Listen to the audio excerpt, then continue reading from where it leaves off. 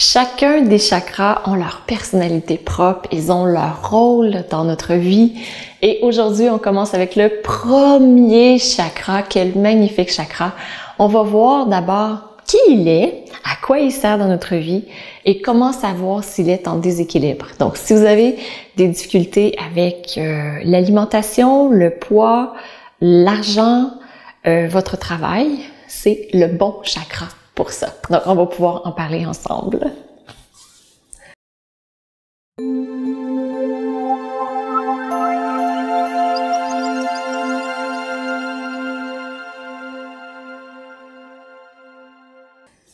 Namasté. Je suis Maryse Lehoux, fondatrice de Diva Yoga. C'est un grand bonheur de vous accueillir sur la chaîne de Diva Yoga dans ce défi 365 jours de vidéos que je fais et aussi dans cette semaine, 8 jours en fait, où on voit les chakras. Ouais! On va essayer, je vais essayer d'être à peu près 10 minutes par chakra. Ça se pourrait, je déborde un petit peu, on va voir. Et en complément avec cette série de vidéos que je fais, je vous invite à vous inscrire juste ici pour recevoir le défi chakra. Et grâce à ce défi, vous allez recevoir à tous les jours une courte vidéo, 10 minutes, un cours de yoga pour pratiquer sur les chakras. Donc, premier jour, chakra 1, deuxième jour, chakra 2. Donc, ça commence au moment où vous inscrivez. On fait le premier chakra aujourd'hui. Inscrivez-vous tout de suite pour avoir en même temps le premier chakra. Et aussi, ce que je vous invite à faire, c'est à vous inscrire à la chaîne YouTube de Diva Yoga. Juste en dessous, abonnez-vous, cliquez sur s'abonner. Cliquez aussi sur la petite cloche parce que comme ça, vous allez recevoir toutes les vidéos, donc les vidéos de cours de yoga, les vidéos de philosophie, les vidéos de yoga anatomie, des réponses aux questions des gens qui me posent également. Et cette super série de vidéos, vous allez recevoir les notifications à tous les jours. Oui, génial. Donc, c'est qui ça, le premier chakra? Si vous allez voir, je les appelle des qui parce que pour moi, ils ont une personnalité propre. Ils sont vraiment super intéressants, chacun d'eux. Donc, le premier s'appelle Mooladhara.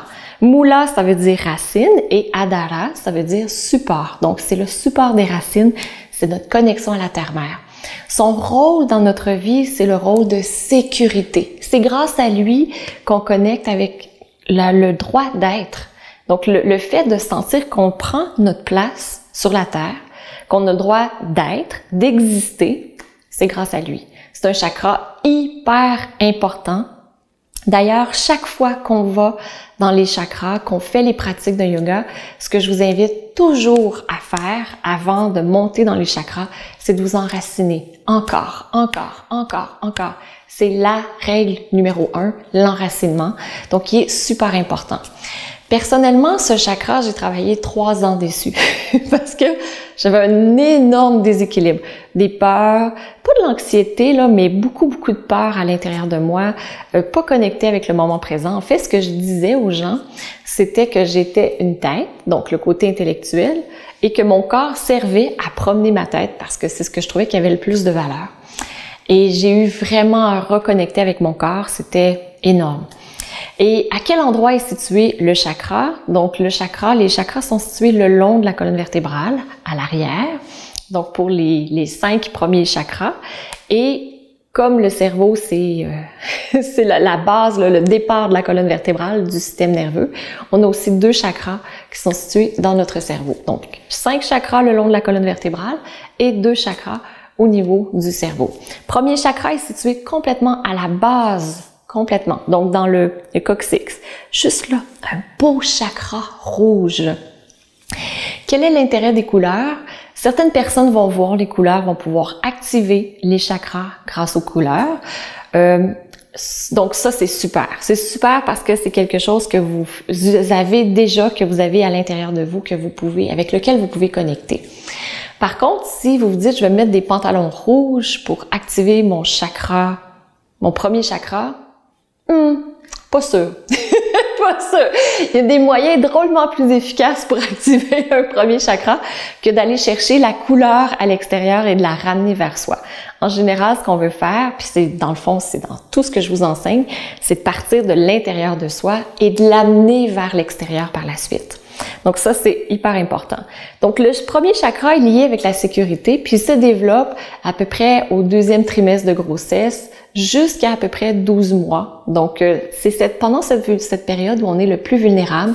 Donc, si on a des éléments qui viennent entraver le développement de ce chakra pendant cette période, ils auront encore plus d'impact, on va devoir travailler encore plus fort. C'est ce qui m'est arrivé. J'ai vécu quelque chose alors que j'étais naissante, là, bébé naissant, en fait, lorsque je suis née. Et c'est l'une des raisons, je pense, pourquoi ça a été aussi long pour moi de mettre en place ce premier chakra, en plus de ça que j'étais hyper résistante aux structures et à ça. Donc, comment on fait maintenant pour savoir est-ce que mon premier chakra est excessif, déficient ou en équilibre? Donc, c'est quoi la différence entre excessif? Excessif, c'est comme j'ai trop de cet élément dans mon système des chakras. Déficient, j'en ai pas assez. Et équilibré, mais je suis en équilibre à l'intérieur de ce premier chakra.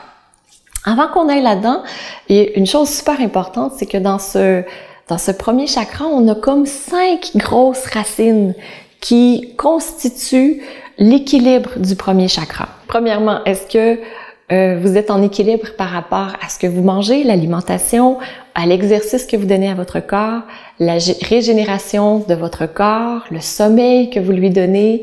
Est-ce que vous êtes en équilibre, l'hydratation? Est-ce que c'est en équilibre? Ça, c'est la première chose, le corps. Comment vous nourrissez votre corps? Deuxième élément, votre maison. Est-ce que votre maison est en ordre? Est-ce qu'elle vous représente? Est-ce que c'est une maison qui est propre? Au minimum, être propre. Ranger également, parce que quand il y a plein de choses partout, ça amène un déséquilibre au niveau du premier chakra. Est-ce que vous avez tendance à accumuler beaucoup d'objets et avoir de la difficulté à lâcher prise, à les laisser aller une fois qu'ils ne servent plus ces objets? Donc ça aussi, ça peut amener un déséquilibre dans notre premier chakra. Votre travail. Est-ce que vous en avez un? Puis quand je parle travail, contribution, les deux. Donc, si vous êtes maman à la maison, vous avez un travail, une contribution. Si vous êtes à la retraite, est-ce que vous continuez de contribuer encore à la société? Donc, le travail, c'est cette notion de contribution que j'offre au monde, à ma communauté, au monde entier. Donc, est-ce que vous avez un travail? Est-ce que vous contribuez? Est-ce qu'il est aligné avec votre mission de vie? Est-ce qu'il vous permet de subvenir à vos besoins aussi? C'est super important, ça, cet élément-là. Donc, tous ces éléments, comment est votre relation face à votre travail? Et ensuite de ça, l'environnement dans lequel vous vivez. Est-ce que vous prenez le temps tous les jours de vous connecter avec la nature? Est-ce que vous avez un grand respect pour la nature? Est-ce que vous faites du recyclage, du compostage? Ça, c'est juste des idées que je vous donne. Est-ce que vous prenez un arbre et vous le serrez dans vos bras? Est-ce que vous prenez le temps d'aller toucher le sol, la terre, l'herbe? Quelle est votre relation avec la nature, l'environnement? Donc ça, c'est notre 4e sujet. Puis là, le 5e, je sais, souvent on veut pas en entendre parler, on se dit « Ah, c'est pas spirituel cette chose-là ». Mais en fait, tout est spirituel, ça dépend de l'énergie qu'on y met à l'intérieur. L'argent. Comment est votre relation avec l'argent? Est-ce que vous le repoussez justement en vous disant c'est pas spirituel? Est-ce que vous essayez de tout le garder pour vous? Est-ce que vous êtes au courant de combien vous gagnez de revenus? Combien vous avez de dépenses? Est-ce que vous êtes en équilibre par rapport à ça? L'argent, c'est en fait un reflet qu'on a donné, très subjectif, qu'on donne à la contribution que vous apportez. Donc, certaines contributions sont pas considérées en argent, comme être maman à la maison. Je le sais, j'ai été à la maman à la maison 6 ans de temps. Donc, quel est votre rapport par rapport à l'argent à ce niveau-là? Donc, ça, c'est la première chose. On regarde pour chacun de ces domaines, comment je suis en équilibre. Est-ce que je le suis? Est-ce que je le suis pas? Et si je mets plus l'accent sur par exemple, mon corps, soit que je mange trop ou encore que je fais super attention à mon corps, je bouge, je mets beaucoup l'accent, mon attention sur mon corps, mais que je néglige complètement ma relation avec l'environnement ou avec l'argent, ça crée un déséquilibre. Et ce qu'on a appris, c'est qu'à l'intérieur du système des chakras, on veut être en homéostasie, on veut trouver son équilibre, le système va créer son propre équilibre, mais à l'intérieur d'un même chakra aussi, on veut trouver son équilibre.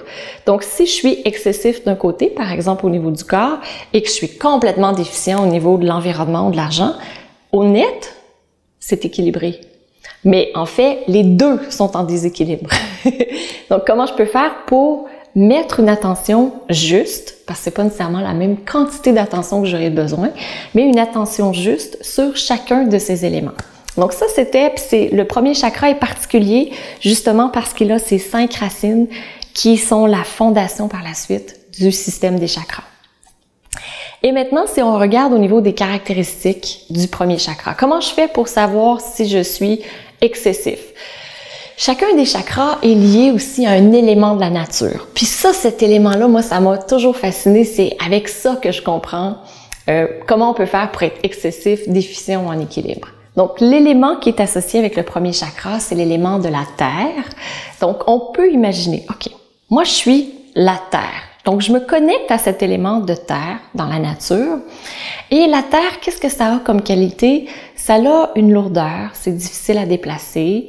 On peut y aller à la pelle, mais c'est très, très stable. Donc, c'est l'élément qui est le plus stable. Donc, si je regarde au niveau excessif, si j'ai trop de terre, qu'est-ce que je vais ressentir à ce niveau-là? Il y aura beaucoup de lourdeur, de lenteur dans mes mouvements. J'aurai des mouvements qui sont lents. Ce sera difficile de bouger. Je vais avoir une résistance au changement. Donc, imaginez qu'on veut déplacer la montagne. Très difficile. Donc, résistance au changement. Quelqu'un qui a trop de terre va résister au changement. Et là, pour chacun de ces éléments-là, je vous invite à écrire, soit dans les commentaires ci-dessous ou encore dans votre carnet, lesquels vous avez. Donc, est-ce que vous êtes plutôt excessif ou déficient? Aussi, du côté excessif, des excès alimentaires, de l'obésité qu'on va vivre parce qu'on veut pouvoir s'enraciner, être vraiment présent. On va avoir tendance à vouloir accumuler des choses, donc que ce soit de l'argent, des objets, de la nourriture, on ouvre les placards, il y a des choses partout, les vêtements, il y a des vêtements partout, on conserve les choses parce qu'on s'attache, on se dit ça me permet d'être enraciné, d'être ancré. On peut avoir aussi une fixation sur le matériel. Donc ça, c'est des indices. Moi, j'aime bien les voir là, comme des indices. Puis on regarde, est-ce que j'ai cette difficulté par rapport à moi? Donc, certains indices ici.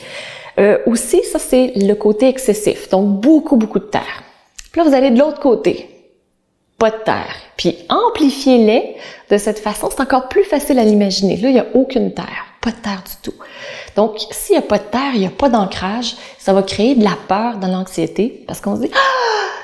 Je suis qui, moi? Je suis pas connecté ici. » Ça, si j'avais su ça tout de suite au début, là, puis que j'avais été capable de le mettre en place, ça aurait transformé ma vie. Donc, la peur, l'anxiété, c'est un signe de déficient. Ensuite de ça, la résistance aux structures. Disons qu'il faut qu'on fasse l'étape 1, l'étape 2, l'étape 3. Puis là, si on est telle situation, on fait 4.1 ou 4.2, moi là, pas capable ça. Ou je dois beaucoup respirer pour rester ancré. Donc, résistance aux structures. Est-ce que vous êtes dans cet élément-là? On a aussi l'anorexie, être trop maigre. Donc, d'un côté, on a l'obésité, de l'autre côté, on a la maigreur, l'anorexie. Aussi, être frivole, distrait. Imaginez la terre, là. Pas de terre. Le frivole, distrait, toujours dans les airs. C'est comme si c'était un ballon qu'on avait toujours besoin de le ramener continuellement. On a aussi déconnexion avec le corps. Ça vous rappelle ce que je vous ai dit en début de vidéo. De l'agitation, de la difficulté à rester calme. Si on dit il faut rester calme puis qu'on continue de bouger, on tape un pied, un doigt, ça crée un stress. Mais voilà, on a encore une fois une indication que ça manque de terre, manque de sécurité dans son propre corps. La difficulté à se réaliser. Donc, notre premier chakra, c'est à la fois le point de départ pour monter et se libérer. Et c'est aussi le point d'arrivée lorsqu'on choisit de manifester. Donc, si on dit, moi j'ai tel objectif, je veux faire telle chose dans ma vie, et qu'on réussit jamais à le faire, il y a un problème dans la chaîne, dans le courant, le processus de manifestation. Donc, si on réussit à manifester, en général, notre premier chakra, il est assez en équilibre. Si on a de la difficulté, puis que c'est toujours difficile, puis que c'est reporté, qu'on ne réussit pas, on a besoin de mettre un peu plus l'accent sur l'enracinement ici. Comment on fait pour savoir qu'on est enraciné, justement, qu'on est bien en équilibre? On sentira ce sentiment d'enracinement et de sécurité dans son propre corps. On aura une bonne santé physique. On va avoir de la stabilité, de la solidité, une prospérité. Donc, prospérité dans la vie de tous les jours, dans notre sphère professionnelle, prospérité financière également, donc un autre élément important. On va être capable d'être calme lorsque c'est le temps d'être calme et on aura cette capacité à vivre dans l'ici maintenant, facilement. On s'installe et facilement on peut être dans l'ici et maintenant, se connecter à la terre, connecter à son corps. Donc c'est un peu là les caractéristiques. Est-ce que je suis plutôt excessif, plutôt déficient, plutôt équilibré?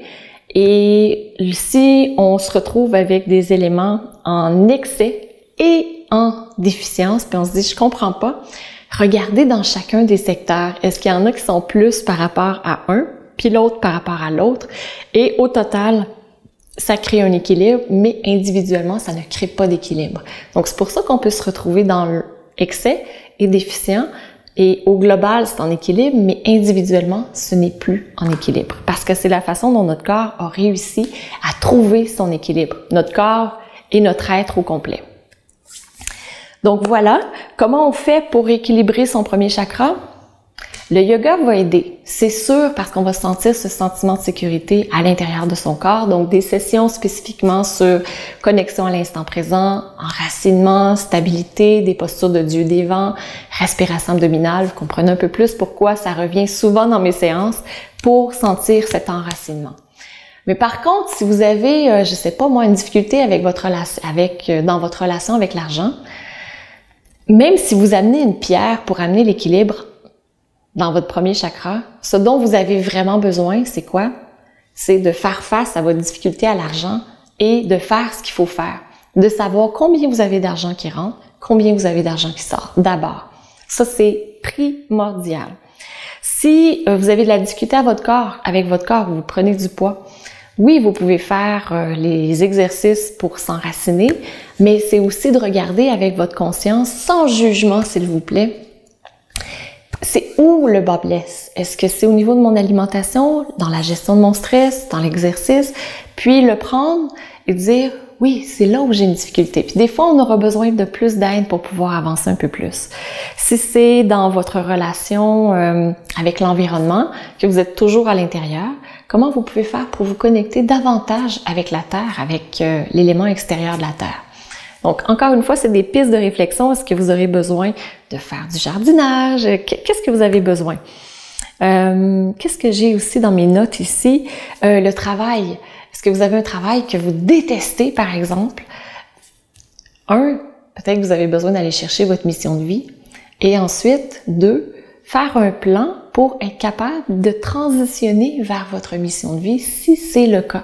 Donc, comment vous pouvez faire pour contribuer, pour amener cet aspect de contribution, que ce soit dans le cadre de votre travail, ou encore dans le cadre de vos loisirs, ou encore dans le cadre de votre retraite, dans votre famille, pour sentir que vous êtes aligné avec votre mission de vie. Donc voilà, je pense que pour partir avec le premier chakra, c'est bon. Évidemment, je vais beaucoup plus loin que ça dans le cadre des programmes équilibrer vos chakras et encore plus loin avec activer la puissance de vos chakras. Mais je pense que ça va vous aider à mieux comprendre où vous en êtes par rapport à votre premier chakra et à faire déjà des prises de conscience. Et avec le défi chakra, vous allez pouvoir pratiquer également. Donc, ce que je vous invite à faire, c'est à écrire dans les commentaires qu'est-ce que vous avez appris sur vous-même en écoutant cette vidéo. Quelle a été peut-être la prise de conscience, quelle est votre pépite d'or qui remonte? Ça va être un grand, grand bonheur de vous lire. Et je vous invite en passant à mettre le pouce vers le haut. Donc, je vous souhaite une magnifique journée. Je vous embrasse et on se retrouve demain pour notre deuxième chakra. Namasté.